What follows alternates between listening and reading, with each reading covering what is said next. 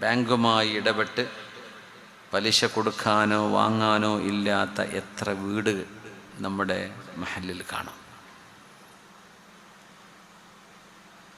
നമ്മുടെ വീടിൻ്റെ ആധാരം, സ്ഥലത്തിൻ്റേത്, ഗോൾഡ്, ഓർണമെൻറ്റ്സുകൾ ഇതൊക്കെ കൊണ്ടുപോയി പണയപ്പെടുത്തി പലിശ വാങ്ങിക്കാത്ത എത്ര വീടുകൾ നമ്മുടെ നാട്ടിലുണ്ടാവും മുസ്ലിമീങ്ങളുടെ. നമ്മൾ പറയും പലിശ എന്നത് വൻപാപങ്ങളിൽപ്പെട്ട പാപമാണ്.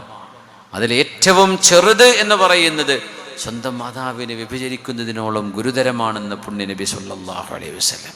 എന്നാൽ ചെറിയ പലിശ നമ്മൾ പറയില്ലേ, അവിടെ പലിശ കുറവാണ്.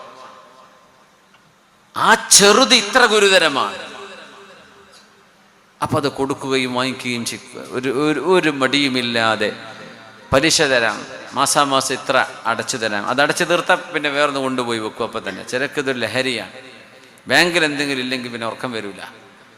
ഇങ്ങനത്തെ ആളുകളുടെ ദുആക്ക് എങ്ങനെ ഉത്തരം കിട്ടാനാണ്? വമത്അമുഹു ഹറാം വമൽബസുഹു ഹറാം വഗുദിയ ബിൽ ഹറാം ഫഅന്നാ യുസ്തജാബു ലഹു.